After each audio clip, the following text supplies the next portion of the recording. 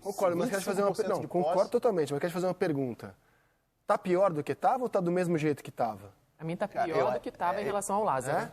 Pra mim, em relação ao Lázaro? O Lázaro estava melhor do porque que estava. Porque eu acho que o trabalho anterior, você pelo menos tinha a ideia de que era o início de uma construção de um trabalho que você tinha uma ideia. Isso. Cara, no Corinthians hoje, eu acho que você não consegue mas ver. qual era a ideia, além de bola pro Renato Augusto? Não, eu acho que não era só bola no Renato Augusto. E tinha dificuldade de conseguir encontrar, acho que a execução de fato estava péssima, mas você tinha um treinador, que era um treinador, e aí a gente vai, infelizmente, vai ter que voltar a tudo, mas assim, um treinador que estava iniciando, um treinador que ia errar, que precisava errar para o desenvolvimento do próprio treinador, mas que não tinha tempo de errar. Agora, o Corinthians de hoje, eu acho que não tem nada. Não tem nada. Concordo, que eu acho que já não tinha nada. E assim, desde que o Renato Augusto se machuca, o Corinthians perde tudo. O pouco que tinha do Lázaro, na minha opinião, era o brilho do Renato Augusto. Quando o Renato Augusto se lesiona e sai do time, o rendimento do Corinthians despenca. Então, assim, a gente vai pegar os últimos jogos do Corinthians, o Luxemburgo tem 5 jogos à frente da equipe, né? Eu, sinceramente, fico olhando a lista, eu acho que está muito parecido com o que estava antes, com o que já foi na curtíssima passagem do Cuca. Então, assim, a sequência do Corinthians, ela é a derrota para o Galo, o empate com o São Paulo, a derrota para o Botafogo, o empate com o Fortaleza e a derrota para o Del Valle. São 5 jogos do Lucha, né? Com o Danilo. Uns 7 treinamentos. Oi? Isso dá uns 7 treinamentos. Acho que desses jogos aí, o único jogo que eu vi o Corinthians ser competitivo foi o jogo contra o Fortaleza. No finzinho, né? Não, mas acho que de maneira geral o Corinthians competiu. O Corinthians conseguiu segurar uma equipe que era superior tecnicamente e coletivamente. Muito ruim. Conseguiu. O jogo contra o Fortaleza, assim, obviamente dentro das limitações, mas eu acho que o Corinthians conseguiu competir. Agora, de resto, não só na minha visão o Corinthians não conseguiu competir, como foi dominado de maneira assustadora. Aí o Corinthians perde do Palmeiras, Danilo foi o treinador interino. São 5 técnicos em... 4 técnicos. 4 técnicos em 5 meses. Aí, pela Copa do Brasil, o Corinthians teve uma atuação muito ruim contra o Remo, ganhou de 2-0, o Remo é o time de Série C, golzinho no final, passou nos pênaltis. Com o Cuca, na estreia dele. Perdeu para o Goiás. O Goiás tem 2 vitórias. Completamente dominado pelo Goiás, 3-1. Com o Lázaro, foi completamente dominado em casa pelo Argentino. O Corinthians não viu a bola contra o Argentino Júnior. Não viu. Não viu a bola. Com o Lázaro, jogando muito mal também, derrotou o Cruzeiro por 2-1. E com o Lázaro, foi completamente dominado por um time da Série C. O mesmo jogo que o Corinthians fez com o Galo, o Corinthians fez com o Remo. A diferença é que era o Galo e era o Remo. Então, eu acho que está tudo muito parecido. Seja Vanderlei, seja Lázaro, seja Cuca, o desempenho do Corinthians é horroroso, independentemente dos treinadores. E preocupante para o futuro, né? Eu acho que assim, o Corinthians pode pagar um preço muito caro por ter buscado, ao invés de um treinador com condições de desenvolver esse time ou buscar uma salvação para esse time, ter buscado uma cortina de fumaça. Acho que o Corinthians pode pagar um preço muito caro nessa temporada. O que o Corinthians se preocupou foi basicamente o que o André observou. O Corinthians, olha só a esquizofrenia. Ele começa o ano com o Fernando Lázaro, que você põe na coluna de técnico promissor. Um técnico que tem muito que aprender, desenvolver, estudioso, mas é um técnico a ser desenvolvido, rodagem, todas essas coisas. Aí, como aconteceu com o Silvinho, começa o protesto das arquibancadas, e a convicção não é palavra que faça parte do vocabulário de quem dirige o Corinthians, troca o técnico. Troca o técnico, vai para um outro técnico, o Cuca, e aí a direção mostra que ela não estava... ela estava completamente alheia ao que significava a contratação do Cuca. Não segura, o Cuca pede para ir embora. Fica ali perdida, absolutamente perdida. Aí alguém tem uma luminosa ideia. Vamos trazer alguém, um técnico que tem história aqui dentro. Essa história vai tirar o foco da gente. Tirou. O André tem toda a razão, não se fala mais da direção do Corinthians. Quem é que num sábado, pela manhã, parou de dar o treino para ir conversar com o torcedor do outro lado da rua? Não foi a direção do clube, foi o técnico. Mas por que esse técnico foi lá e conseguiu estabelecer um armistício com a torcida? Porque ele tem uma história. Eu acho que você pode argumentar que é decepcionante para quem esperava, não é o caso do Pedro nem o meu, para quem esperava que o Lucha fosse melhorar o Corinthians num passe de mágica, é decepcionante que em 5 jogos o time está tão mal, ou para alguns até pior. Para mim está tão mal quanto estava. No entanto, queriam o quê? O Dorival Júnior, ele melhora o São Paulo porque ele fez isso ontem. Ano passado ele assume o Flamengo e melhora o Flamengo. Em 2018 ele assume o Flamengo e melhora o Flamengo. Tem uma sequência, o Dorival vem numa sequência. Ele sabe, esse cenário ele trabalha muito bem. De assumir times e melhorar times rapidamente. Há quanto tempo o Vanderlei não faz isso?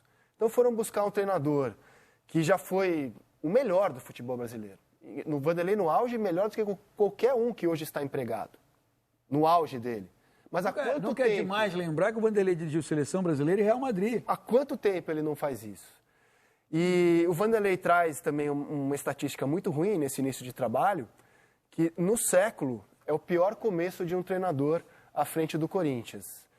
A gente vai mostrar esses aproveitamentos e é mais uma notícia negativa para o clube e para a contratação que o clube fez. Então, o Mancini, nos primeiros 5 jogos, ele teve 73% de aproveitamento, o Lázaro 66%. Eu sei que o Lázaro teve isso no Paulista, o Vanderlei tem no Brasileiro, né? Jair Ventura 53%, Coelho 53%, Vitor Pereira 46%, Thiago Nunes 46%, Carille 46%, Silvinho 33%, Coelho 33%, Luxemburgo 13%. É o pior início de um treinador no século do Corinthians. Assim, o número assusta mais do que o número, o que me assusta é o desempenho, cara. Cara, assim, a forma com que o Corinthians, os erros defensivos do Corinthians, principalmente no jogo contra o Atlético Mineiro, cara, era erro de sub-17. A forma com que o Paulinho... Você entende que esse mínimo poderia ter sido corrigido já? Eu lembro que fazendo o jogo, um pouco antes do segundo gol do Paulinho, o Cássio faz uma defesaça numa bola praticamente igual, que o Paulinho, o Gil, a zaga do Corinthians absolutamente bagunçada, e o Gil esquece que o Paulinho está ali dentro da área, o Paulinho cabeceia a bola e o Cássio faz uma defesaça queima-roupa. E aí eu lembro que logo nessa defesa eu falei assim, na verdade o que a gente está vendo é que está muito maduro o segundo gol do Atlético e construído sempre da mesma forma. Os 2 gols do Atlético são construções de jogada pela direita que acabam com inversão de bola para a esquerda. E aconteceu, sei lá, 2, 3 minutos depois, acontece o segundo gol do Atlético, o gol do Paulinho, exatamente da mesma forma. Agora, Pedro, assim, para ser justo com o Vanderlei, que eu acho que ele está sofrendo hoje um massacre, porque está tudo nas costas dele e as costas dele são largas para isso mesmo que ele chegou, assim como a gente acha que é pouco provável que um treinador resolva em 5 jogos um time, também acho pouco provável que em 5 jogos ele piore tanto um time. Não é. Por isso que eu digo que o problema do Corinthians não está exatamente nos 5 jogos dirigidos pelo Vanderlei. Está numa temporada tragicamente desenhada, né, num ambiente muito ruim que conseguiram trazer lá no Parque São Jorge. E o Vanderlei é um treinador que já não é de hoje. Até no auge ele dava entrevistas um tanto folclóricas. É mais forte que ele, né? Ele fala mais do que deveria, ele se expõe. E nesse momento, com o clube em crise, as entrevistas do Vanderlei viraram um capítulo à parte.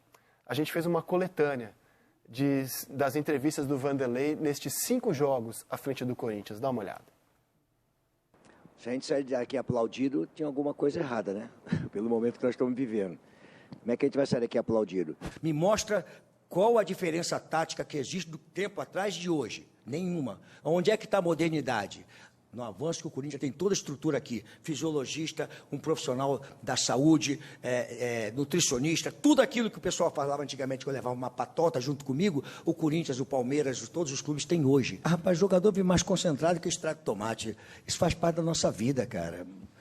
Concentração. Se eu tiver a necessidade de prender o cara porque para a saúde dele, para a alimentação, descanso, eles são profissionais de futebol. Essa é a profissão deles. Então, às vezes, um pijama training, algumas coisas, essas brincadeiras que eu faço, né, de descansar, que a gente coloca por aí para dar uma aliviada, tirar a tensão, né? É importante. Se for necessário, vai ser feito. Um churrasco, você não gosta do churrasco? Tem cara que gosta, olha só. Você sabia que o campo de futebol aumentou 16 metros? Aumentou. O campo de futebol aumentou 16 metros e 30, 16 metros e 50. Aumentou, sabia disso? 110, quanto que é? E aumentou 16 metros, sabia disso? Mas essa é a evolução do futebol, cara, que as pessoas não querem entender. O que aumentou 16 metros? Que a bola hoje sai do goleiro pro zagueiro, lá da linha de gol. Da área até a linha de gol são 16 metros. Então esse campo aumentou 16 metros e a marcação deixou de ser compactada. E as pessoas nunca viram ninguém falar que o campo aumentou 16 metros porque o goleiro hoje sai da linha do gol e atrai o time adversário para ali e aumenta o gol, aumenta o campo. Então fica muito mais fácil você sair de trás jogando com o goleiro que é o 12º jogou. Essa é uma evolução que a FIFA deu como lei, de tirar a bola, já pode sair de dentro da área e não mais de fora da área. Então o que acontece isso? O campo aumentou. Com o Flamengo e Fluminense, todo mundo enalteceu o Fluminense, que ficou 50 minutos, 45 minutos, fechando ali atrás, e a bola passava para lá e passava para cá. Cara, são coisas muito parecidas, cara. É que aí você vê muito defeito num lado e esquece de ver no outro lado. Não é verdade? O Flamengo teve, no segundo tempo do jogo lá, 80 minutos de posse de bola, né? A bola girava para cá. Agora eu não posso fazer isso. E tendo possibilidade de fazer o gol, né? São coisas bem... Não é verdade?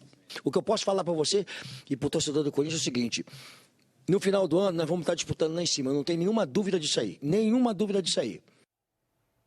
Eu tenho muitas sobre isso daí. O que eu não tenho dúvida é de que é muito divertido. Você pode achar um absurdo as coisas que ele fala, incompreensíveis, um absurdo. Mas vamos concordar, é divertido, vai, cara. Eu já falei aqui, né, que eu sou o Hans. É divertido. Que Não, nessa não é questão... divertido pro torcedor do Corinthians. Eu já falei aqui, né? Por causa do resultado. Se estivesse ganhando, eu ia achar mó barato isso daí. Mas eu já falei aqui, né, que eu sou o Hans, dessa questão do Luxemburgo, eu sou o Ranzinza, né? Porque eu, em determinados momentos assim, eu acho triste, cara. Eu acho triste porque, e com todo respeito, eu falei aqui, o Luxemburgo é o treinador que eu vi em atividade no futebol, é o melhor treinador que eu vi em atividade no futebol brasileiro. Mas você vê as falas ali, cara, são coisas absolutamente descoladas da realidade. Eu falava aqui, né, antes da gente entrar no ar, na chegada para esse jogo contra o Atlético Mineiro, ele colocou o Paulinho para fazer uma função de volante mesmo. Não exatamente de primeiro volante, mas jogando muito mais recuado ali na frente da área, o que foi um esquema do Corinthians, que o Corinthians praticamente não passava do meio campo. Então o Paulinho tinha função praticamente exclusiva de marcar, que é algo que o Paulinho já não faz há muito tempo. Exatamente. E aí, na chegada no estádio, o repórter foi perguntar para ele em relação ao Paulinho, volante, a função que ele vai fazer. Ele pegou e falou assim, eu conversei com ele e falei para ele a mesma coisa que eu falei lá atrás pro Rincon, quando eu puxei o Rincon para jogar de segundo volante. Ou seja, assim, cara, você olha e fala assim, aí você olha para contextualizar tudo, o que era o Rincon, o que era o futebol daquela época, o que é a característica do Paulinho, que era...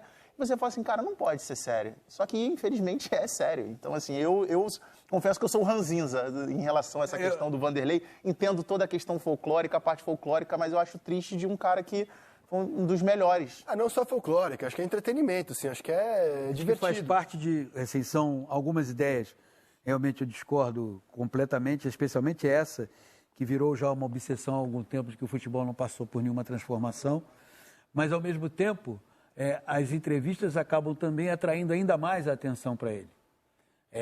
As respostas que ele produz, que me parecem todas muito estudadas, isso aí eu já conheço, você também conhece, mas eu conheço ele há muito tempo. Claro, e também fala-se mais das coisas que ele diz na entrevista e do desempenho do time também, muitas Exatamente. vezes. Eu conheço o Vanderlei, já se vão lá mais ou menos uns 40 anos, de que a ideia por trás dessas respostas deixa eu bater em mim, manda, chama, virou meme, pô, não, tá tudo certo. E os jogadores, e aí quando se reúne com os jogadores, muito provavelmente o discurso é, rapaziada, eles vão bater em mim.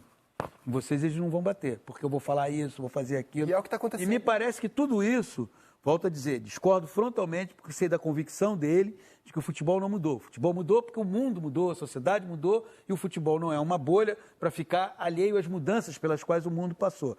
Agora, tem também, nessas entrevistas, independentemente de algumas convicções que eu entendo equivocadas, essa necessidade de chamar a atenção para ele e levar isso. Você faz uma compilação, ao invés de você chegar e falar assim, vamos mostrar como o Pedro falou, os erros de posicionamento da defesa do Corinthians, olha como é que o time é... Não, jornalisticamente, isso aqui é o mais correto, entende? E aí, estamos batendo nele, e é o que ele quer.